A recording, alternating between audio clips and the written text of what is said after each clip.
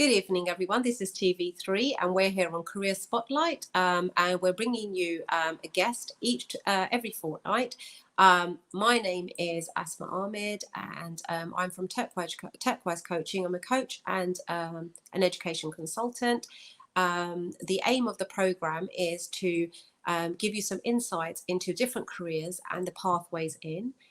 With the current climate around education, the uncertainty around A-levels and GCSEs, we thought we'd bring you a program where we can spotlight the different careers and people's experiences of how they achieve those careers, so that some of these insights could support you in helping you plan with your young person steps forward. Today, my guest is Parmjit Parris. She is an education consultant and a physics teacher in a secondary school, and she will share with you her experiences, her educational pathways, and the range of careers that she has experienced herself. Okay, Parmjit Parris, welcome to the show. Thank you, Asma. Thank you. That's a nice introduction. So tell us a bit about yourself and just in terms of your background, because I know you've got a lot more than just an education consultant under there. Yeah, so I'm a physics teacher and I work in a school, a sixth form college at the moment, but I'm also a yoga instructor, but I didn't start off that way. I initially did my first degree in electrical and electronic engineering. I did quite well in that, and so I was offered a PhD. I had my first child while I was doing my PhD, and so and I was also offered some lecturing roles within the university where I was doing the PhD. And then after my child was a bit older, I went back to work, back into education actually, because it's where I felt comfortable, and that's where I went into the leadership roles, moving up. And now that my children are grown up and gone, or almost, it's like I can do what I want. I've sort of taken a bit step back and gone into teaching physics, and something I'm very passionate about is yoga. Yeah. Wow. In a nutshell. Yeah, in a nutshell. Right. So if we just rewind a little bit, just so the viewers can get a little bit of a taste of what your early years were like. Did you actually know what career you were going to go into? What were you, a very bright child, or did you have to work really hard at it? Like tell us a bit more about the early years, sort of when you were about 14, 15, and what the impression of education was in your household. So I grew up in a Punjabi household. My parents are first generation migrants, so they know that education is something that you needed to succeed, but they didn't really know how to get it because they weren't very educated themselves. So I didn't go to school with any aspirations. I went to school because I had to, but I just really enjoyed science, maths, and those kinds of subjects. And so I didn't have a goal in mind. I just followed what I enjoyed, and I did well in it. So yeah. Right. So did you have tutoring, or is it something that you worked through yourself? Oh no, my parents couldn't afford tutoring, so I worked through myself, and with other kids. You help each other, but so I just worked my own way through it. So you mentioned as well that you're a physics lecturer. I know from working with you that you've had many positions in senior management in further education colleges. So you've put on programs, curriculums, you've directed. Now working in a lecture role right in the heart of secondary schools, what are your experiences of young people? What kind of things are you finding in terms of their aspirations and their routes into education? I don't think things have changed much. I think when I speak to young people, even with my own children, my daughter, she didn't really know what she wanted to do, and that wasn't too different from the young people that I'm with every day. They don't know what to do after their GCSEs. They get their results and they find, wow, I did well in this, and this, and then that's where a little bit of conflict can occur, because when parents come and see me with their children, the parents say they have a different idea of what their child wants to do, but the child wants to follow what they enjoy. So, and I think my advice to them has always been, you've got to follow what you're passionate about and what you enjoy, because you will be successful at it. You can't force yourself into doing something that, like my parents wanted me to study medicine. Right. There's no way I wanted to be a medical. I don't even like blood, so I couldn't do it. you know. So so I became a doctor in a different way. But yeah, Yeah. you can't force somebody into something. Yeah. You have Yeah. to follow your passion. Yeah. Well, from working with you, you know, I know that you're also a coach. So you've Mm. worked with individuals. So for our viewers, what would you sort of share with them in terms of how they can support the young people? Because hearing that young people should follow their passion, for a parent may be a bit worrying, because it's like passion doesn't always pay. So Yeah. what would you advise in terms of how a parent can support a young person that through that passion they actually succeed and they aspire to you know, careers and something that pays? Yeah, yeah, you're absolutely right, especially in Asian families. Okay, I mean, if I told my dad I wanted to do art, he would have flipped, you know. So it's not, you're right. You sometimes people don't connect certain subjects with careers, and you've got to pick certain vocations, you know, in order to be successful. That's the impression anyway. But I think nowadays there's such a wide variety of degrees that are open to people, and that the A levels or the entry routes into them are not fixed. There are so many alternatives into higher education. You know, in my day there was no BTechs, but now you can have all different types of BTechs. Because what they want to see, that you have transferable skills, that you are disciplined, you're organized, you can study, you know, those kinds of things. And it's the same with degrees. People go into degrees, but they don't necessarily end up in the same job Yeah. as the degree. And I think I remember going to some open days with my daughter, and a lot of people were sort of asking questions. And I think a statistic that I was quoted to me is that 70%, we were looking at law degrees, 70% of people who become lawyers don't have law degrees because they have alternative routes, you know, there's other degrees. So I think you've got to think of it as a passport into the next level. So you've got your GCSEs, you've got to get to your A levels, then that's your pathway. I mean, unless you're into a specific job, like if you really want to become a medical doctor or a dentist, or you know, a particular career where the pathway is quite fixed and it's very competitive, so they can be. Yeah. I think there are so many options available right now. So if we use you as an example, so parents can actually visualize this. So did you do GCSEs, O levels, and or what was your routine? How did you experience all these, you know, all these different careers? Yeah. So I did O levels back then. There was no GCSEs, and then I went traditional route. Like I said, there weren't alternatives, and then straight into a degree. I mean, that was where I sort of made a choice, really, because usually people go and do pure degrees. I had options. I didn't want to do a pure maths or a pure physics degree. I wanted to do something applied, and that's why I chose electronic engineering. But I think what's really important as well is that I'd done the degree, and then I taught for a while, and then, you know, life happens, and then the thing is, you change your mind, and depending on what your life stage that you're at or what your circumstances are, you know, I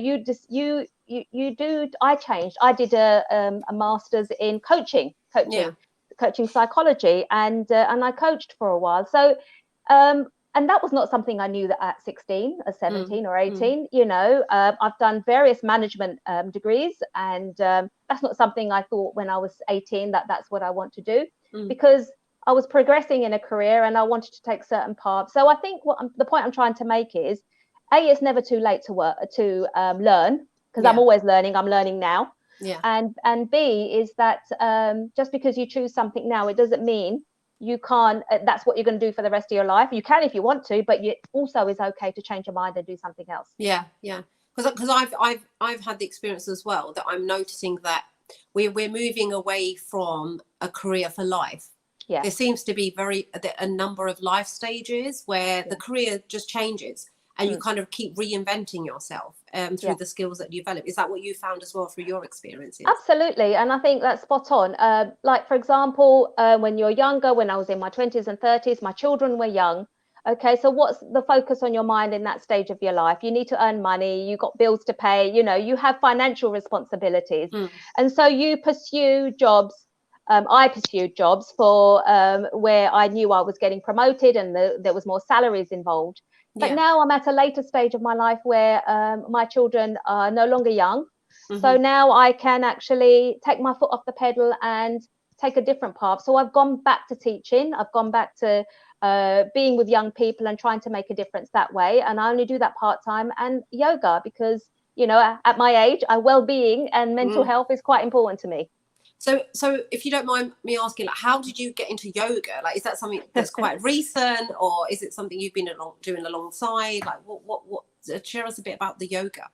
So yoga, I used to do on and off, first of all, at the gym here and there. You know, it wasn't a regular thing, but I knew when I did it, I enjoyed it. Yeah. But and then I think about in 2010, my son, he was diagnosed with cancer, and he passed away 3 years ago. Yeah. And I think for me, the yoga really was something that helped me recover sort of mentally and physically, because it was a very difficult 7 years of his illness. And then obviously the 3 years after that now, because it's been 3 years since he's passed away, the whole process of dealing with loss, you know, I found the yoga really helped me be calm, be present, be mindful, and just to look after myself. And which is why now I'm working part-time, and now also teaching yoga, because I want to share that passion with other people. And thank you so much for sharing something so deep and important for you. But I'm sure the viewers get value from that. And even the idea that actually you can, you know, develop so many different careers from so many experiences in your life. And that this is changing all the time. We're going to go to a break now for a very short break, and what we'll come back, which I'm sure our viewers would want to explore a little bit further. You touched on you know, the different routes in for young people. So after the break, we'll explore that a bit further in terms of what does that look like? What are the actual different routes into education now? Okay, so we're just going to stop for a break now, and we'll be back in a couple of minutes.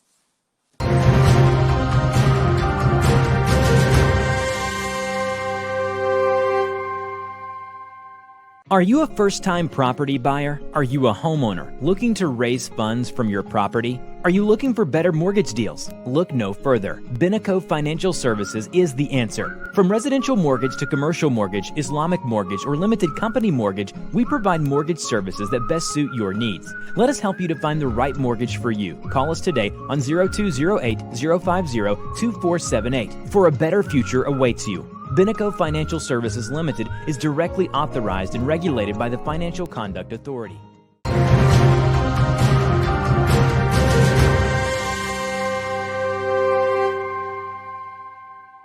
Hello, everyone. A reminder, we're here with Parmjit Parris, and she is sharing her experiences in terms of her career pathways. Before the break, Parmjit, you shared some amazing insights and a range of pathways and experiences that you've had in terms of your career journey. You talked about the different routes in that are different from the traditional routes. So I'd like to explore that a bit further, because you know, you're a secondary lecturer. You were also in senior management within the education system. So I think it would be really valuable if you share some of those paths, you know, things like apprenticeships, whatever they are. What are the different routes? Because I know in schools that information is not shared openly. It's kind of, you know, it's new, but there's lots and lots of pathways out there. So could you give us a bit more insights into that? Yeah, sure. So apart from the conventional pathway, like taking 3 A levels when you pass your GCSEs and going straight to university, one of the alternatives, BTech, which is a vocational course. Some people think and see it as like as not as good as an alternative, but actually it's just as good. It can get you into university. It's equivalent to 3 A levels, And then instead of studying a pure subject, you will study a range of subjects in the within the context of that topic. So health and social care, hair and beauty, applied science. I teach on an applied science BTech. So that's one option. So the BTechs are also valid. Apprenticeships, like you mentioned as well. There's whole different types of models that people deliver. But generally it's usually 1 day at college and maybe a few days working in the workplace. So depending on whether you're doing a business administration, whether you're doing construction, whether you're doing a hair and beauty or a catering and hospitality apprenticeship, it doesn't matter. Whatever. So you've got to have an idea of a career that you want to get into. And as you'll agree that these careers, these people make just as good money as your doctor. I mean, I had to pay a lot of money for a plumber the other day. So, they do make a lot of money. They're just as good. And you're absolutely right, because I think what we've lost sight of as a nation within the UK is that our skills sort of level is deteriorating very, very fast. So compared to other countries, in terms of the skills that we offer, we're not developing enough young people into the skills sector. And my experience has been some of them are even more successful when they set up their own businesses. And there's a lot of room out there in terms of supporting those careers. What would be some of your advice in terms of, I mean, you talked about apprenticeships. What other avenues are there? I mean, for example, somebody that's not very good at maths and English, or has literacy needs, or where is there a space for that? Well, I think that's a really good point that you raised, because I was going to say that maths and English is like critical. So if you want to go to university, or if you even a lot of jobs now are requiring that you have a certain level, a level 2 or equivalent to GCSE maths and English.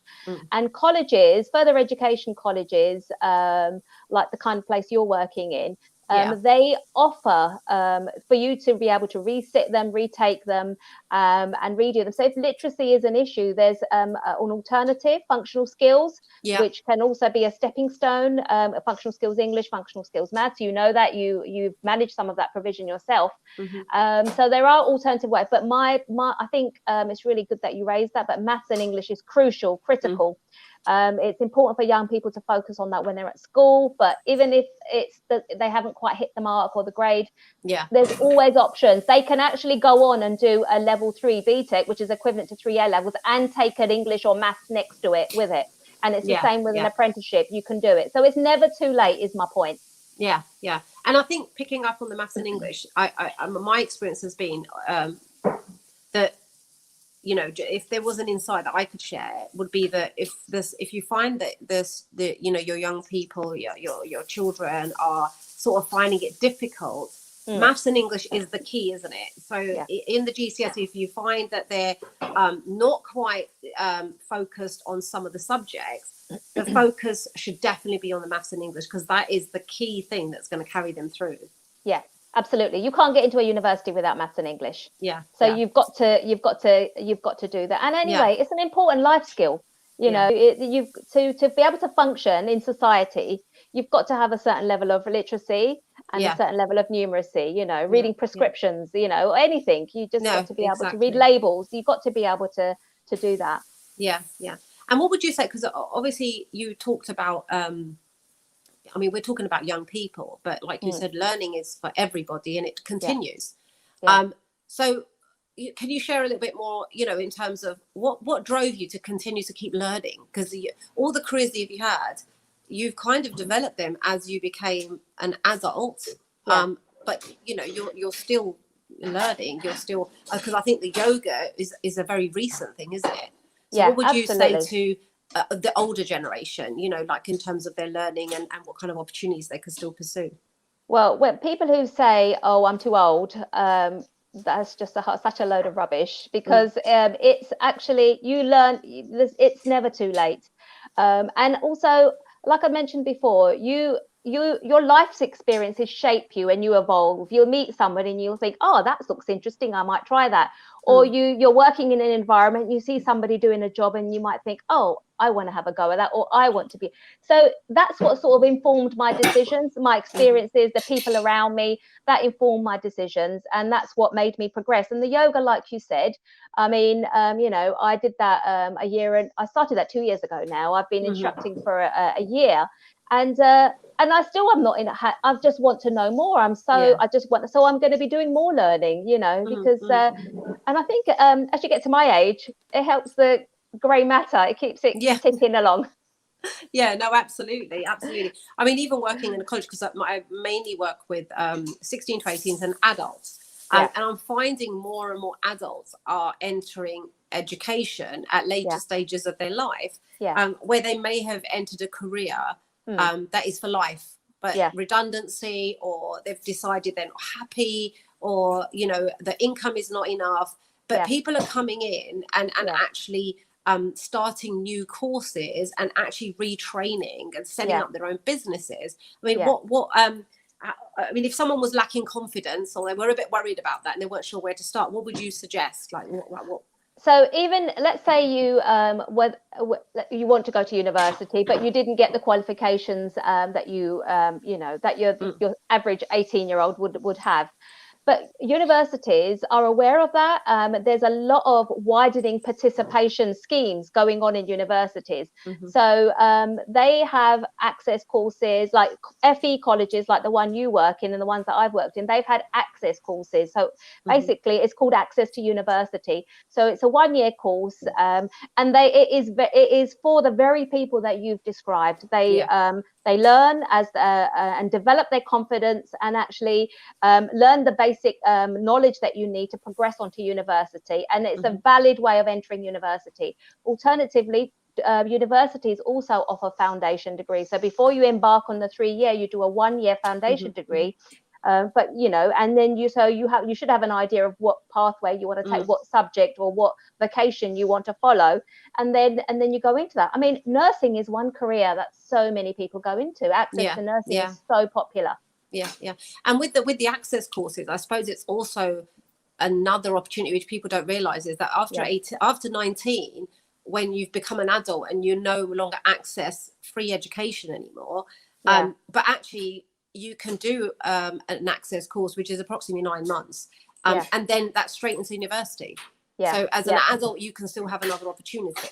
Yeah, absolutely. And my advice is to it's, you know, if you're thinking about it, or you're wondering whether you should or you shouldn't, you should, because you'll never know whether you're going to be successful at it unless you try it. You don't know what opportunities might come at the end of it. You just don't know. If somebody asked me, what are you going to be doing in 20, 30 years from now, I couldn't have told you that I'd be doing the things that I've done now. I wouldn't have been able to tell you. Yeah, no, absolutely. I mean, that brings us nicely on, because we've covered lots of different aspects. Now, the other thing I wanted to touch on was the gap year. Because my experience has been that, you know, especially with COVID and all these other things that have been going on, more and more parents and young people through my coaching work are, you know, wanting more and more information about the gap year. And parents sometimes are apprehensive of taking the break between education, you know, like A-level straight into degree, or degree straight into jobs. So more and more young people are now considering a gap year. What would be your advice on that to reassure parents? Because I mean, my experience has been that the gap year used well is actually a real asset to getting onto a good university, getting into a good job. What would be your advice and guidance to parents that are where young people are approaching them, that they want to have a gap year? So I think, like you said, a gap year used well. So I think it depends on the child, but I personally think a gap year is something that provides a lot of opportunities to find out, is this the course I really want to do? you know, go into the world of work and realize, and depends on what you do, whether you work in a supermarket or whether you go and do some work experience in an area that you actually want to go into, just find out more about it. So it can it helps you make decisions, and it also gives you life experience, a bit of the real world, managing money, dealing with a wide range of people with diverse backgrounds. And I think it's a good experience if used well. I think some of those aspects about using that year well, you know, some of it also is, so for example, I was coaching a young person yesterday, and it came up in terms of how do they use this year where they've just started their A-levels. So, you know, you talked about work, you know, you can still go into voluntary work, have placements, because even if you're planning university, what people don't realize is that they need to do things that set them apart. It's not about the grades anymore, is it? I mean, my experience is that the grades need to be important, need to be high. But how do you differentiate between three people that have all got high grades? It's the additional work. So I find that parents are, you know, really driven for their young people. They get the tutors in and everything. But sometimes what they've lost sight of is that the young person also needs to have either a part-time job or some voluntary work, because it's those outer skills that are not being developed. So when they're filling out their statements, their personal statements, which are very important to get into university, they're not having the depth of personality and character within that personal statement to show the wider things. I mean, is that something that you found as well? Because you're in the secondary school, aren't you? So right now, my upper six, my year 13s have just come back, and we are banging on UCAS applications, university applications. And what I'm doing this next few weeks is reading personal statements. And the best personal statements are where students can actually draw on experiences outside of the classroom, because it shows that because depending on what they are, they have transferable skills. It shows that it shows a level of maturity, because that's something else we haven't mentioned. It allows them to develop a sense of maturity as well, a bit of emotional maturity, a bit of more maturity about their studying, their discipline, and all that kind of stuff. So I think it's so many things that sort of comes out, and you can see the students who have done extra things, they find it so easy to write a personal statement because they've got so many experiences to draw from. Yeah, absolutely. Okay, so what are your last words that you would like to leave the viewers with in terms of any wisdom that you'd like to share? Because I'm sure there's lots of parents, lots of young people you know, listening to this, so what would be your parting kind of wisdom to leave behind with them? Okay, so I know it sounds a bit wishy-washy, but passion is really important, something that you enjoy. So my advice would be to follow your passion. The second point is it's never too late. So it doesn't matter what age you are, it's never too late. Learning is for life. You can learn at any time. And finally, I think what's got me through and moved me through different stages is I've always had goals. And I don't just mean an abstract goal, oh, I want to learn a language, but meaningful goals that have a meaning and purpose to you personally and to your life. And then that way you tend to stick to them. Yeah, thank you so much. Just thank you to Parmjit Parris for coming on the show and sharing her wisdom. And next week for you viewers, we will have another guest sharing their career path and bringing us more insights. And that's thank you for coming on to TV3, and goodbye until a fortnight's time.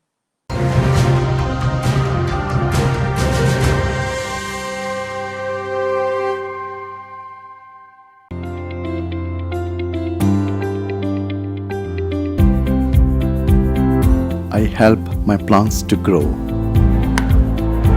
My performance demands competence. Photography is my passion. Accountancy is my profession.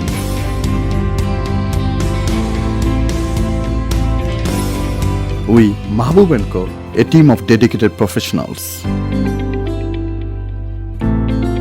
Mahbub & Co. Accountants.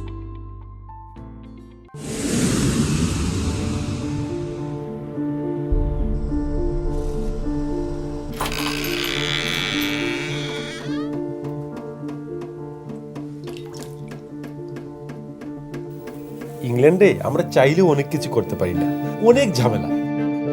হায় রে হায়, লন্ডনের এই জীবনে ঝামেলার কোনো শেষ নাই। আমি লাল, আমার ইমিগ্রেশন, ঘর, ব্যবসা সবকিছুর ঝামেলার সমাধানে সবসময় পাশে আছে তাজ solicitor. Taj Solicitors. Believe in service.